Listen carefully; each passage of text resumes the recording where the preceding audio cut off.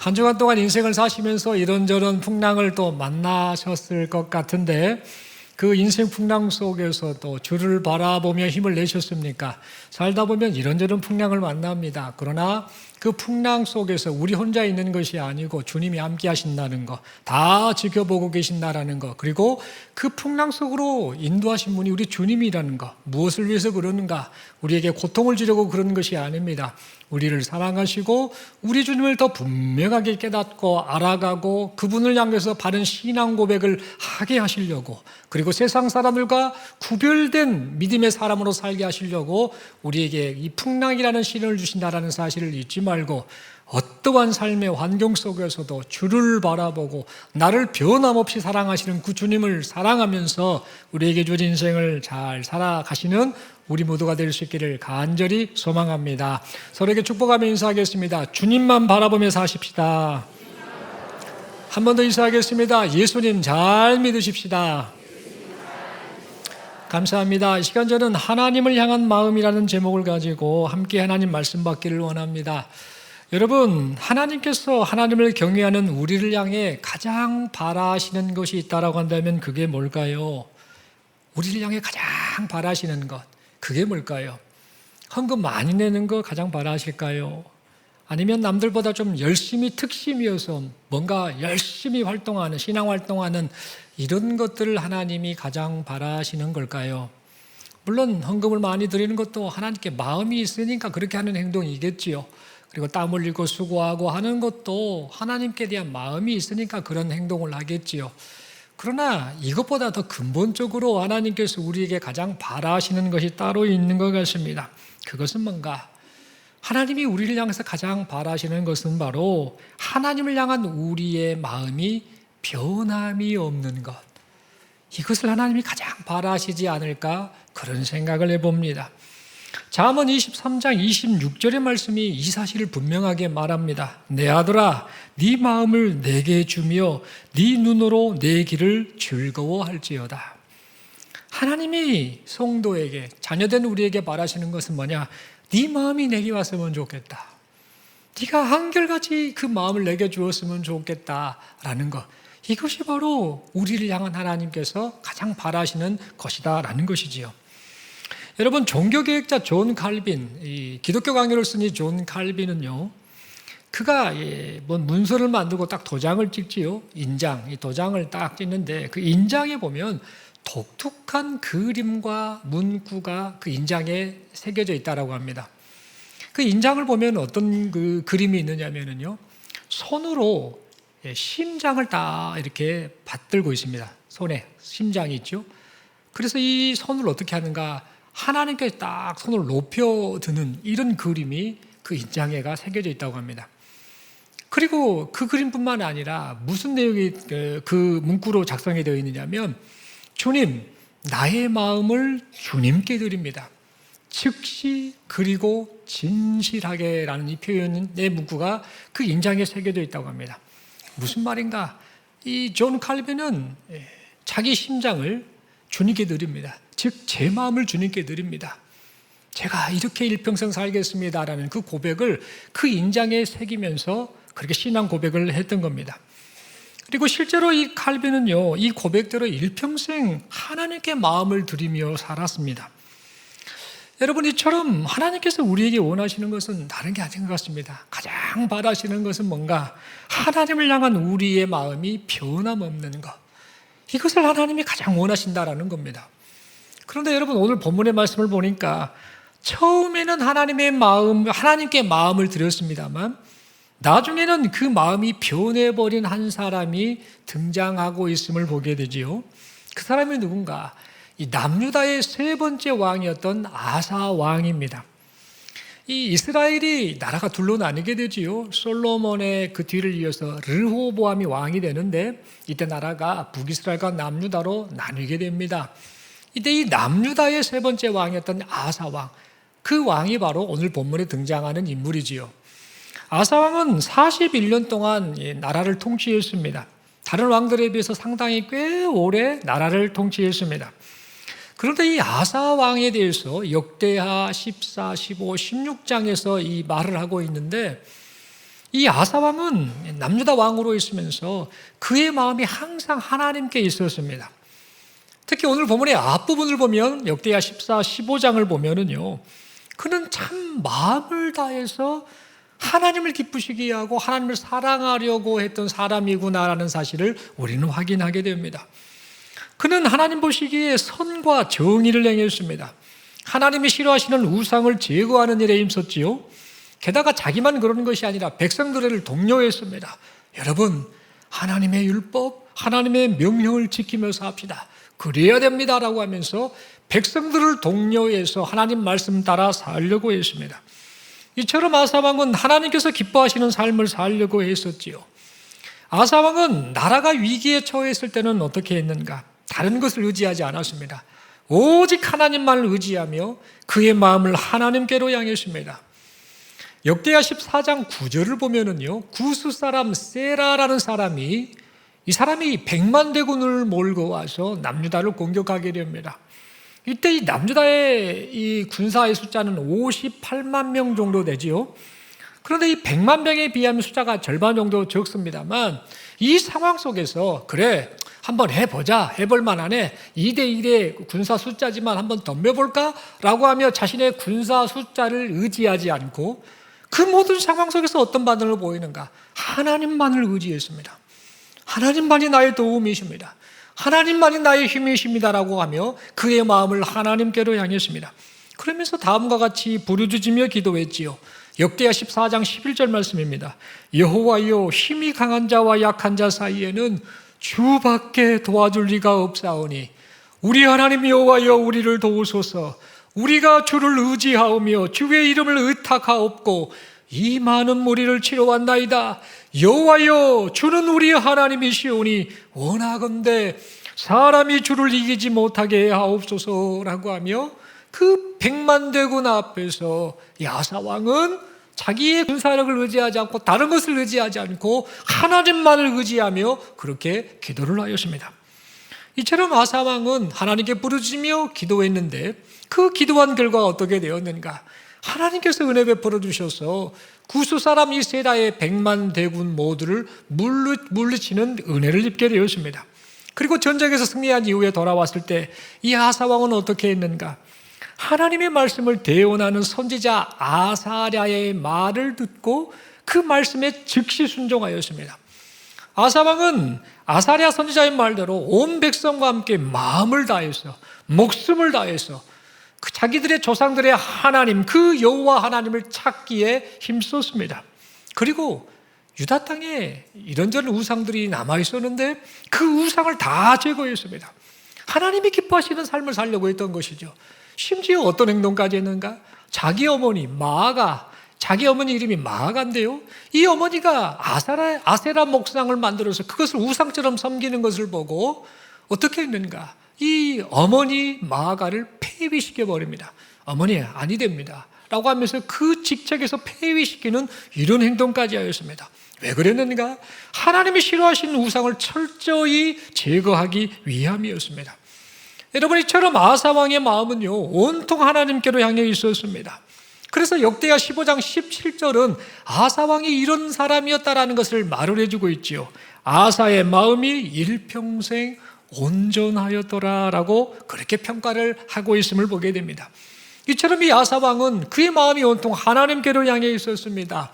그래서 그 결과 하나님께서는 그에게 35년 동안 전쟁이 없는 평안의 시대를 보내게 해주셨습니다. 그런데 여기까지는 참 좋았습니다만, 그런데 아사왕이 즉위하던 36년째 되던 해입니다.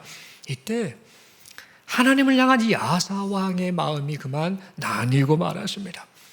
하나님께로 마음을 향한 것 같은데 사실은 다른 것을 의지하는 마음으로 그가 살았다라는 겁니다. 그래서 문제가 발생하지요. 역대하 16장을 보면 남유다에 큰 위기가 하나 찾아옵니다. 어떤 위기였는가?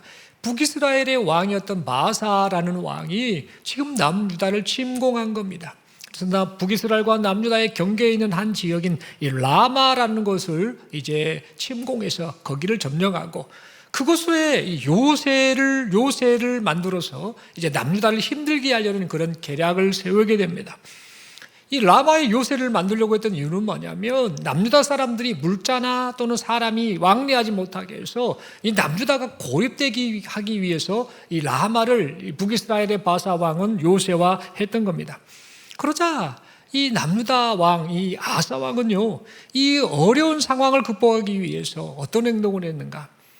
북이스라엘의 위쪽에 있는, 북동쪽에 있는 아람 왕 베나닷이라는 사람에게 손을 내밀게 됩니다.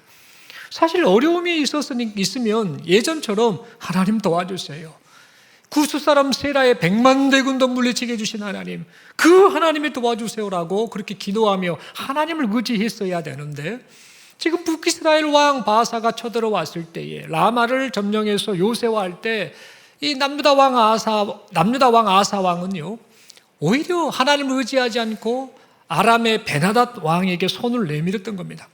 베나닷 왕이요, 북이스라엘 왕 바사와 맺은 약조를 깨고 나와 약조를 맺읍시다, 북이스라엘의 북쪽 성읍을 공격해 주십시오라고 그렇게 요청을 했던 겁니다.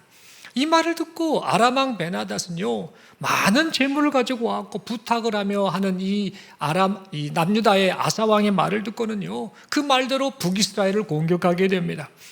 그러자 북이스라엘의 왕이 바하사는요, 이 라마를 요새화하려고 했던 그 작업을 멈추고 갑자기 지금 이제 본국으로 돌아가게 됩니다. 왜 그랬는가?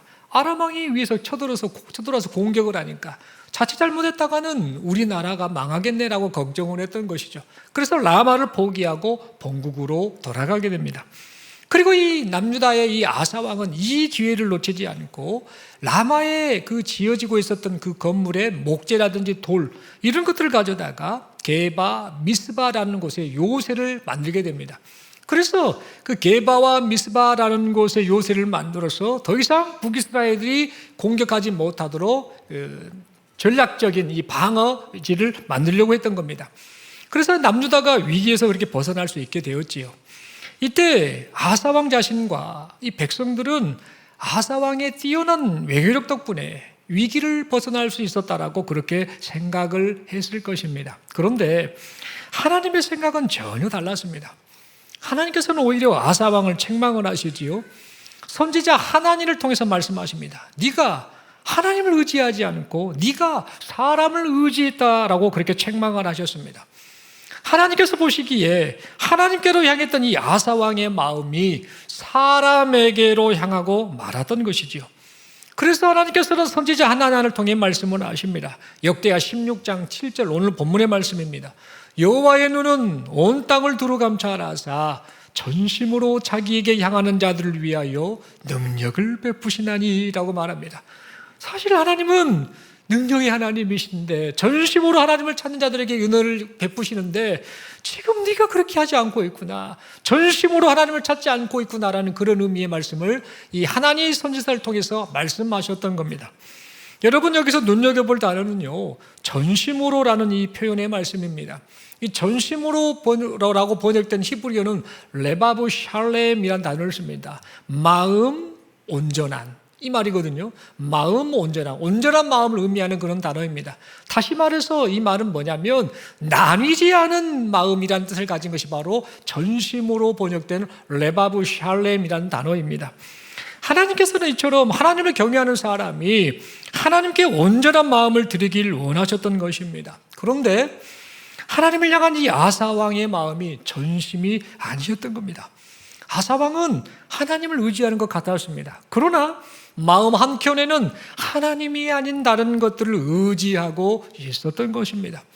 그래서 하나님께서는 이 선지자 하나니를 통해서 아사왕이 앞으로 전쟁을 겪게 될 것이다라고 말씀을 하셨습니다. 여러분, 그렇다면 이 말을 듣고 아사왕이 어떤 반응을 해야 될까요? 하나님, 잘못했습니다. 하나님, 죄송합니다. 제가 하나님이 아닌 다른 것들을 의지했네요. 제가 하나님께 온전한 마음을 드리지 못했네요 라고 회개하는 것이 마땅하지 않겠습니까? 그런데 이 아사왕은 회개하지 않습니다. 회개는커녕 성질을 냅니다. 크게 대노하며 하나님의 말씀을 전하는 선지자 하나니를 옥에 가두어 버립니다. 그뿐만이 아닙니다. 백성들 중에 분명히 왕에게 충언을 했던 사람이 있었던 것 같습니다. 왕이시여, 그러시면 아니 됩니다. 하나님을 의지해야 되지요. 선지자 하나님의 말이 맞지 않습니까? 라고 아마 이런 충언을 했을 것으로 여겨진 그 백성들 중에 몇 사람을 학대까지 하고 말았습니다. 하나님께 향한 마음이 나뉘자 그의 마음이 굳어지고 말았던 것이지요. 여러분, 그런데 시간이 지나도 이 아사왕의 굳어진 마음은 고쳐지지가 않았습니다.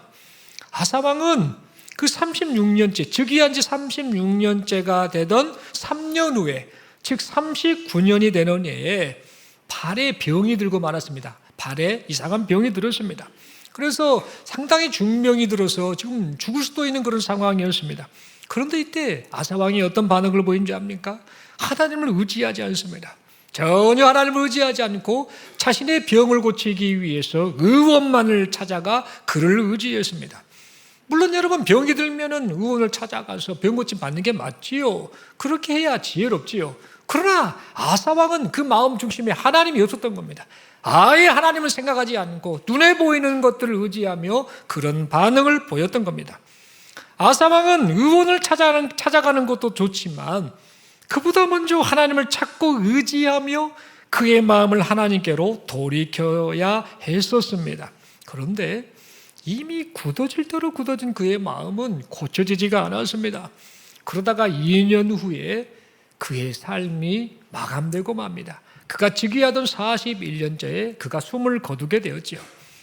이렇게 이 아사왕이 삶을 마무리하게 되는데, 아사왕이 죽자 이 아사왕의 장례는요, 사람들 보기에 아주 성대하게 치러졌습니다.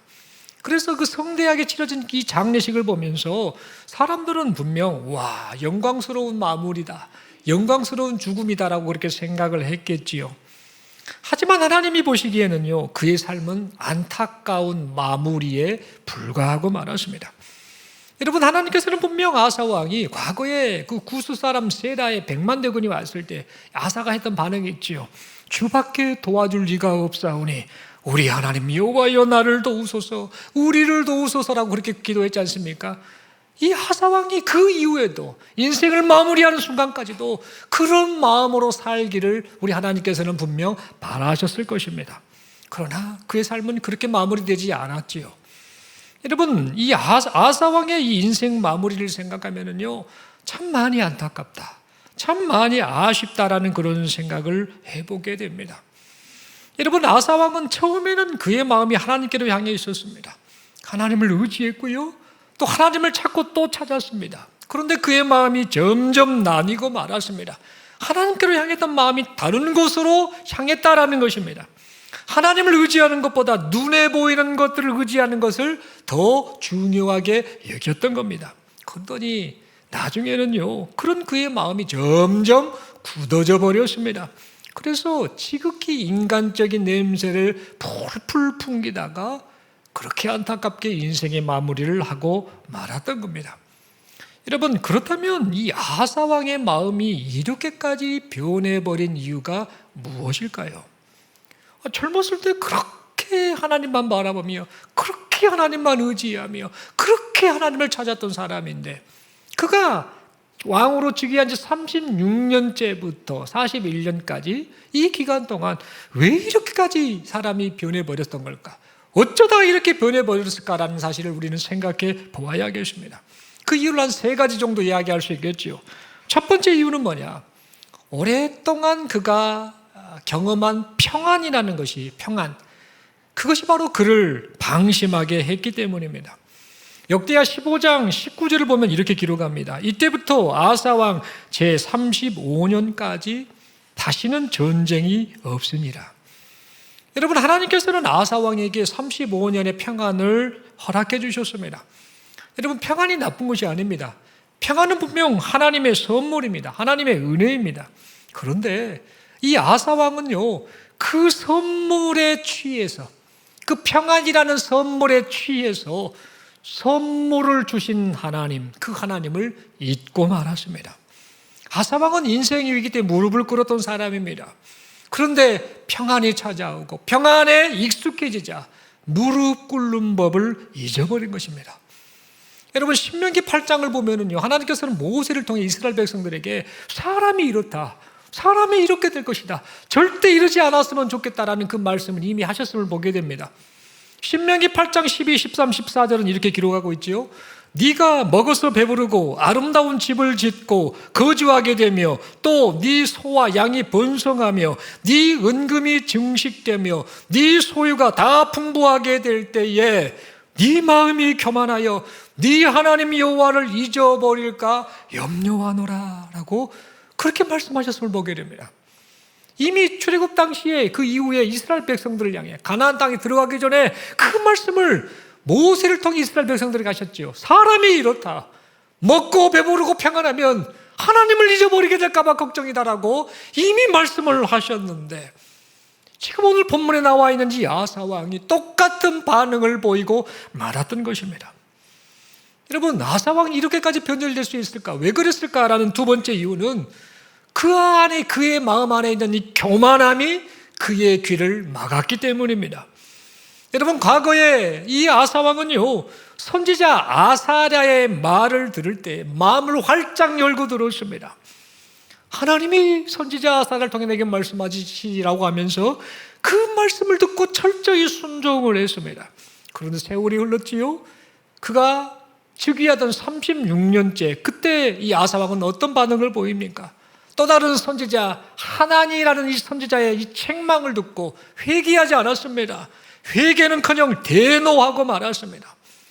여러분, 아사랴 선지자나 하나니 선지자나 둘 다 하나님의 말씀을 전했지요. 하나님의 뜻을 전하며 이 아사 왕이 잘 되기를 위해서 하나님의 말씀을 그가 전했죠. 그들이. 그런데 같은 말씀, 같은 하나님의 말씀인데도 불구하고 이 아사 왕의 반응은 전혀 달랐습니다. 여러분, 어쩌다 이렇게 달라졌을까? 그 이유는 뭔가? 바로 아사 왕의 마음이 교만해졌기 때문입니다. 여러분, 이 모습에 대해서요 잠언 16장 18절의 말씀은 경고의 말씀을 하고 있음을 보게 되지요. 교만은 패망의 선봉이요 거만한 마음은 넘어짐의 앞잡이니라 라고 말을 하고 있음을 보게 됩니다. 이 아사 왕이 이렇게까지 변해버린 그 이유는 뭐냐? 그 마음이 하나님께로 향하지 않은 이유가 뭐냐? 그 마음이 교만해져서 하나님의 말씀에 귀를 기울이지 않고 귀를 닫아 버렸기 때문이다라는 겁니다. 귀를 닫으니 마음까지 다 닫아 버렸던 것이지요. 여러분, 세 번째로 이 아사 왕이 이렇게까지 변질되고 말았던 이유는 뭐냐? 그에게서 하나님을 찾는 습관이 끊어져 버렸기 때문입니다.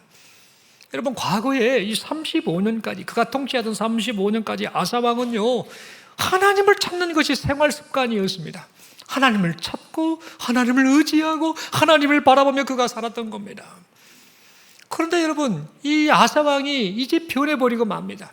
사실 역대하 14장부터 15장의 내용을 보면은요 아사 왕과 아사 왕의 명령을 따른 유다 백성들이 여호와를 찾았다, 여호와를 찾자라는 이런 표현이 여러 번 나오고 있음을 보게 됩니다. 역대하 14장에는 3번이나 찾다라는 말이 나오지요. 그리고 역대하 15장에는 4번이나 찾다 여호와를 찾다라는 이런 표현이 나오고 있음을 보게 됩니다. 그러니까 이 아사 왕이 14장과 15장 내용, 즉 그가 통치하던 35년까지 그가 보여줬던 생활 습관이 뭔가? 하나님을 찾고 또 찾는 그런 모습으로 살았더라라는 겁니다. 그런데 역대하 16장, 우리가 오늘 본문을 읽었는데 16장 1절부터 끝까지 말씀을 보면은요 아사 왕이나 아사 왕의 명령을 따르는 백성들이 여호와를 찾았다라는 표현이 단 한 번도 아니 나옵니다. 이처럼 아사 왕은요 왕위에 있은 지 36년째는요 하나님을 찾지 않았습니다. 아사 왕이 하나님을 찾지 않으니 백성들은 어떻겠습니까? 불을 보듯 뻔하지요. 더 찾지 않았지요. 왕이 정신을 못 차리는데 백성들이 정신을 차렸겠습니까? 아사 왕은 위기 때에도 하나님을 찾지 않았습니다. 병들었을 때도 하나님을 찾지 않았습니다. 하나님 찾기를 멈추는 순간 그의 마음은 하나님과 멀어지기 시작했습니다. 그 결과 하나님을 향한 마음이 나뉘게 되었고 그 나눈 마음이 점점 시간이 지나며 굳어지고 또 굳어지고 말았습니다. 사랑하는 성도 여러분, 그렇다면 이 시간 이 말씀에 비추어서 우리 상태를 좀 돌아봤으면 좋겠습니다. 하나님을 향한 우리의 마음 상태는 지금 어떤 상태입니까? 지금 우리의 마음이 하나님께로 온전히 향하고 있습니까? 우리의 마음이 진정 하나님께 전심으로 나아가고 있습니까? 혹시 하나님이 아닌 다른 것을 향해 마음이 나뉘어 있지는 않습니까? 그래서 하나님에게서 멀리 떠난 이 마음이 점점 굳어져 가고 있지는 않습니까? 하나님께서 선물로 주신 이 평안, 내 인생이 평안해, 근심 걱정 없어, 먹고 살만해, 아무 걱정 없이 내 인생이 이렇게 살면 좋겠어라고 그렇게 누리고 있는 이 평안, 이 평안에 취해서 평안을 주신 하나님을 잊어버린 채 교만한 마음과 안일함으로 인생을 혹시 살고 있지는 않습니까? 하나님을 찾는 이 신앙 습관이 혹시 게을러져 있지는 않습니까? 하나님을 사랑하던 그 모습이, 그래, 내가 옛날엔 그랬었지, 그래, 옛날이요 라는 이런 표현의 그런 모습이 되고 있지는 않습니까? 사랑하는 성도 여러분, 오늘 본문에 등장한 이 아사왕의 이야기는요, 참 우리에게 많은 그 생각을 하게 하고 우리 마음을 아프게 합니다. 이 아사왕이 잘했네 잘못했네를 떠나서 우리는 이 아사왕의 모습을 보면서요, 우리 신앙의 반면교사 삼을 수 있기를 바랍니다. 하나님을 향한 우리의 마음이 한결같았으면 좋겠습니다. 일평생 하나님을 전심으로 찾고 전심으로 의지하며 살 수 있기를 바랍니다. 여러분, 과거에 받은 은혜 있지요? 과거에 내가 이런 은혜를 받아서, 과거에 이렇게 열심히 했어, 이렇게 기뻤어라는 그 과거에 받은 은혜를 훈장처럼 여기지 말고 날마다 순간순간마다 새롭게 은혜를 사모하는 우리 모두가 될 수 있기를 바랍니다. 여러분, 오늘 아침에 식사 다들 하셨는가요? 혹시 식사 아침에 아직 안 드신 분 손 한번 들어주시겠습니까? 딱 한 분 손 드셨습니다. 다 드셨네요. 왜 드셨습니까? 어제 식사하셨으면 되는 거 아닙니까? 오늘 왜 식사하셨습니까? 무슨 말씀을 드리려고 합니까? 어제 먹은 밥으로 오늘을 못 삽니다. 맞지요? 어제 먹은 밥은 어제를 살기 위한 식량입니다. 맞지요? 어제 먹은 밥으로 오늘을 못 살아요. 오늘을 살기 위해서 오늘 밥을 먹는 거 아닙니까? 과거에 받은 은혜, 그것을 훈장처럼 여기지 마십시오. 지금 우리에게 필요한 것은 하나님의 은혜, 지금 우리에게 필요한 것은 하나님을 향한 우리의 진심이 담긴 마음, 이것이다라는 사실을 잊지 않기를 바랍니다. 그러므로 날마다 새롭게 은혜를 사모하는 우리 모두가 되기를 바랍니다. 그래서 아사왕과 같이 마음이 교만해지는, 마음이 게을러지는, 마음이 안일해지는 그런 어리석은 자가 되지 않기를 바랍니다. 하나님의 말씀을 받되 열린 마음으로 받고 즉시 순종하는 우리 모두가 될 수 있기를 바랍니다. 여러분, 이 아사왕이 젊었을 때 이 얼마나 하나님 앞에 마음을 다드렸지 않았습니까? 하나님을 전심으로 의지하지 않았습니까? 그랬던 이 아사왕이 즉위 36년째부터 41년 그의 생을 마감할 때까지 완전히 딴 사람으로 변해버렸는데, 젊었을 때 이 아사왕은 하나님을 향한 자신의 마음이 이렇게까지 변할 줄을 꿈에도 몰랐을 것입니다. 여러분, 이것은 무엇을 말하는가? 우리 자신을 보라라는 겁니다. 우리도 자신할 수 없습니다. 우리도 얼마든지 이와 같은 모습이 될 수 있다는 겁니다. 그래서 사도 바울은요, 이와 같이 우리에게 경고를 하지요. 고린도전서 10장 12절 말씀입니다. 그런즉 선줄로 생각하는 자는 넘어질까 조심하라 라고 그렇게 말하고 있음을 보게 됩니다. 사랑하는 성도 여러분, 신앙은 100m 경주가 아닙니다. 단거리 달리기가 아니라는 겁니다. 신앙은 42.195km를 달리는 마라톤과 같습니다. 장거리를 끝까지 달려야 되는 그런 마라톤과 같다라는 겁니다. 여러분, 마라톤은 출발이 중요하지요. 출발도 중요합니다만 더 중요한 것은 뭔가? 결승점에 도달할 때까지 완주하느냐가 더 중요함을 우리는 알아야 합니다. 1954년에요, 캐나다 밴쿠버에서 대영제국에서 주최한 마라톤 경기가 열렸다고 합니다. 이 캐나다 밴쿠버에서 열렸을 때 영국의 짐 피터스라는 이 마라토너가 그 경기에 참여했습니다.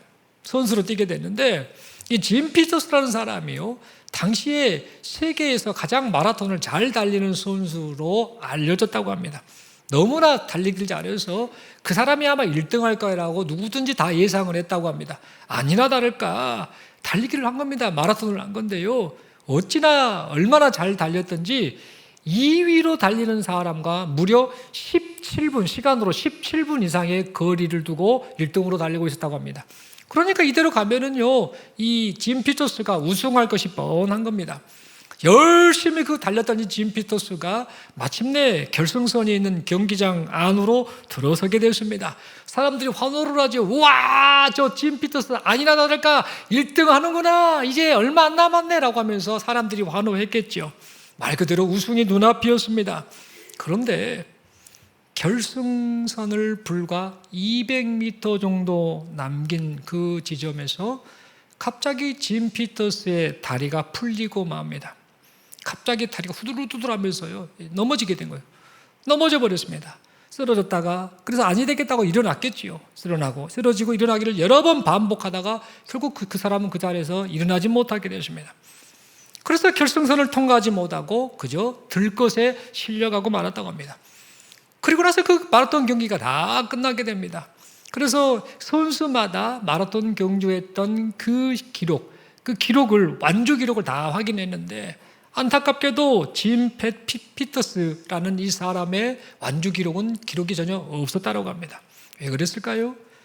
결승선을 통과하지 못했기 때문입니다. 그는 42km를 달리고 이제 한 200m 정도 남겼는데 거의 끝난 거 아닙니까?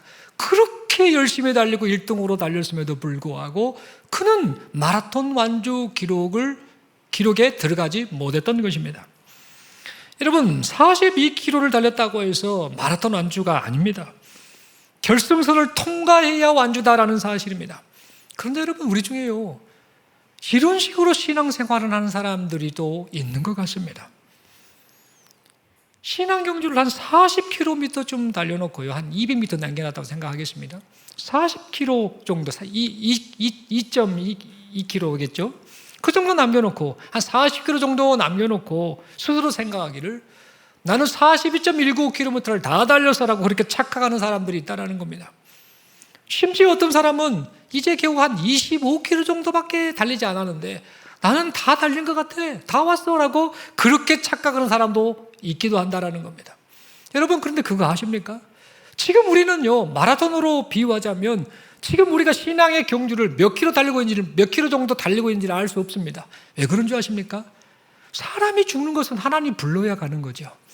100살을 넘게 살 수도 있는 것이고 짧게 살 수도 있는 것이고 하나님이 부르시면 가는 것이 인생입니다. 내 나이가 젊다라고 해서 내가 100살까지 산다는 보장이 없는 겁니다. 내 나이가 좀 먹었다고 해서 내가 빨리 죽는다는 보장도 없습니다. 하나님이 부르셔야 가는 겁니다. 신앙 경주를 하면서 하나님이 부르시는 그 순간, 결승점에 도달하는 그 순간에 하나님이 부르시는 것이죠. 그런데 우리는 무슨 생각을 하는가? 나 이만큼 했으면 다 달린 것 같아라고 착각을 하면서 안일하게 그렇게 신앙생활을 하는 경우를 보게 된다는 겁니다. 이런 마음으로 신앙생활을 하다 보니 어떤 모습이 나오는가? 방심을 하게 되지요. 안일하게 되지요. 그래서 그 결과 아사왕이 보인 모습처럼 하나님을 향하던 그 마음이 점점 멀어지고 다른 것을 향해 마음이 나뉘게 되고 나중에는 굳어져 버리는 안타까운 모습이 나타나고 만다라는 겁니다. 여러분, 빌립보서 2장 12절에 이 바울은 이런 말을 합니다. 그러므로 나의 사랑하는 자들아, 너희가 나 있을 때뿐 아니라 더욱 지금 나 없을 때에도 항상 복종하여 두렵고 떨림으로 너희 구원을 이루라라고 말하고 있음을 보게 됩니다. 모른다는 겁니다. 하나님이 구원해서 은혜를 베푸시되 하나님이 부르시는 그 순간이 우리는 모르니 우리가 해야 될 것은 뭐냐? 하나님을 바라보면서 믿음의 경주를 두렵고 떨리는 마음으로 나아가야 한다라는 겁니다. 여러분, 우리는 초지일관이라는 말을 자주 하지요. 사람들과 대화할 때 초지일관해야 돼, 이런 말을 합니다. 처음 세운 결심을 흔들림 없이 끝까지 밀고 나가는 그런 뜻의 단어가 바로 초지일관이라는 말이지요. 그리고 또 이런 말을 자주 서로 주고받습니다. 사람이 유종의 미를 거둬야지, 한자성으로 유종짐이라고 말합니다. 유종의 미를 거둬야지 이렇게 말하지요. 시작한 일을 끝까지 잘 맞춰서 아름다운 결실을 맺는 이 유종의 미를 거둬야지라고 그렇게 말들을 합니다.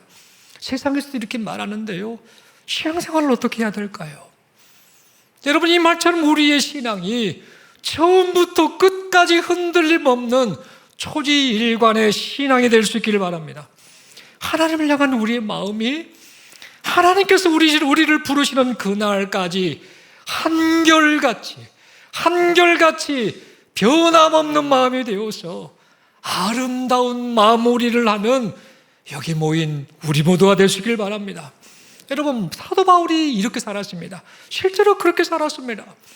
사도 바울은요, 이제 순교를 앞둔 상황 속에서요, 디모데에게 편지를 보냅니다. 유언을 남기는 심정으로 디모데후서 편지를 보내게 되지요. 그래서 디모데후서 4장 7절을 통해 이렇게 고백을 합니다. 나는 선한 싸움을 싸우고 나의 달려갈 길을 마치고 믿음을 지켰으니 라고 그렇게 고백을 하였습니다. 사랑하는 성도 여러분, 바울이 믿는 예수님이 우리가 믿는 예수님 아닙니까? 예수님 앞에 바울이 그렇게 살았던 것처럼, 그렇다면 우리 역시 예수님 앞에서 이렇게 살아감이 마땅하지 않겠습니까? 바울의 이 고백이 우리의 고백이 되어야 하지 않겠습니까? 여러분, 물론 바울이 믿음을 지키도록 이끄신 분은 하나님이셨습니다. 그가 그의 신념이나 의지가 남달랐기 때문에 그가 한결같은 믿음으로 살았던 것이 아닙니다. 하나님의 은혜였습니다. 그래서 이 바울은 고린도전서 15장 10절을 통해 다음과 같이 고백하지요. 그러나 내가 나된 것은 하나님의 은혜로 된 것이니 내게 주신 그의 은혜가 헛되지 아니하여 내가 모든 사도보다 더 많이 수고하였으나 내가 한 것이 아니요 오직 나와 함께 하신 하나님의 은혜로라 라고 그렇게 고백하였습니다. 사랑하는 성도 여러분, 그러므로 하나님께서 우리에게 은혜를 베풀어 주셨고 지금도 은혜로 붙들어 주고 계심을 믿으면서 순간순간 하나님의 은혜에 반응을 하며 하나님께 마음을 들이며 살아가시는 우리 모두가 될 수 있길 바랍니다. 여러분, 과거에 하나님을 찾으셨습니까? 아주 잘하신 겁니다. 그러나 여러분, 과거를 자랑하지 마십시오. 지금이 중요합니다. 아사 왕의 그 부끄러운 그 모습, 지금의 문제였던 거죠. 과거에 아사 왕은 정말 하나님께 마음을 들였던 사람입니다만 그가 오늘 본문에 나와 있는 현재, 지금의 문제였던 것입니다. 사랑하는 성도 여러분, 혹시 지금 하나님을 찾고 있습니까? 정말 잘하신 겁니다. 지금 하나님을 찾는 것 자체에 너무나 잘하신 겁니다. 그러나 여러분, 자만하지 마십시오. 자만하지 마십시오. 왜 그런 줄 아십니까? 우리는 언제든지 변질될 수 있는 연약한 존재이기 때문입니다. 사랑하는 성도 여러분, 그러므로 하나님께로 나아갈 수 있는 유일한 길이 되신 예수 그리스도, 그리고 전심으로 하나님의 뜻을 따라 그 마음을 들였던 그 모델이 되신 예수 그리스도, 그 예수 그리스도만을 의지하면서 오늘도 우리의 마음을 하나님께로 향할 수 있기를 바랍니다. 내일도 우리의 마음을 하나님께로 향할 수 있기를 바랍니다. 결승선을 통과하는 그날까지 전심으로 하나님을 찾고 전심으로 하나님을 의지하며 우리의 마음을 하나님께 드리시는 여기 모인 우리 모두가 될 수 있기를 바랍니다. 그리하여서요, 나중에 우리 인생을 마무리하는 그때에 하나님께로부터, 그리고 인생을 마무리한 우리를 또 지켜보는 우리의 인생의 후배들로부터 아무개님은 하나님을 향한 마음이 한결같은 믿음의 사람이었습니다 라는 그런 평가를 받는 여기 모인 우리 모두가 될 수 있기를 간절히 소망합니다.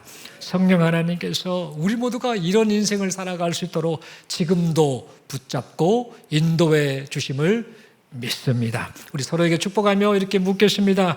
지금 당신의 마음은 하나님께 향해 있습니까? 한 번 더 옆분을 보시면서 인사하겠습니다. 묻겠습니다. 지금도 하나님을 전심으로 찾고 있습니까? 그러면 손을 딱 들어서 옆에 분에게 이렇게 축복하고 또 권면하겠습니다. 성령께서 당신의 마음을 이끌어 주실 겁니다. 아멘이죠? 하나님이 우리를 구원하여 주셨습니다. 불러주셨지요. 또 그 구원의 문제를 책임져 주십니다만 하나님이 그 가운데 우리에게 원하시는 게 뭐냐면 계속해서 그 마음이 변하지 않았으면 좋겠다. 전심으로 레바브 샬렘이라는 뜻처럼 마음이 나뉘지 않는 걸 말하는데 마음이 나뉘지 않았으면 좋겠다. 마음이 나뉘지 않았으면 좋겠다. 하나님이 지금 그 말씀하신다는 거. 그리고 전적으로 나를 의지했으면 좋겠다라고 말씀하신다는 거. 여러분, 의지하다로 번역된 이 히브리어는요, 샤안이라는 단어를 쓰고 있거든요. 샤안. 이게 뭐냐면 지팡이, 막대기에다가 사람이 기대고 서 있는 걸 말합니다. 마치 한자로 사람인자 같은 거죠. 딱 기대는 거. 지팡이 빼버리면 넘어질 수밖에 없는 그 상태. 그렇게 하나님을 전적으로 의지하기를 하나님은 바라시고 계신다라는 거. 잊어버리지 마시고, 과거에 내가 이랬었어. 나는 지금 좀 잘하고 있어. 이렇게 착각하지 마시고, 이렇게 교만한 마음 갖지 마시고, 우리 일평생 동안 오직 하나님을 의지하며 우리의 마음을 하나님께로 향해 그렇게 인생을 살다가 하나님께 칭찬받고 많은 인생의 후배들에게 참 한결같은 믿음으로 산 사람이었다라고 그렇게 인정받는 여기 모인 우리 모두가 될 수 있기를 간절히 소망합니다. 기도드리겠습니다. 하나님 아버지, 말씀 받았습니다. 한결같은 마음으로 하나님께 향한 그 마음을 담아 인생을 살아드리길 원합니다. 우리 심령을 어루만지시고 성령 하나님 도와주셔서 우리 일평생이 오직 하나님만 의지하고 하나님만 찾고 우리의 마음을 하나님께 드려 하나님 기쁘시게 하는 복된 인생 되게 하여 주옵소서. 우리 주님 예수님 이름으로 기도드리옵나이다. 아멘.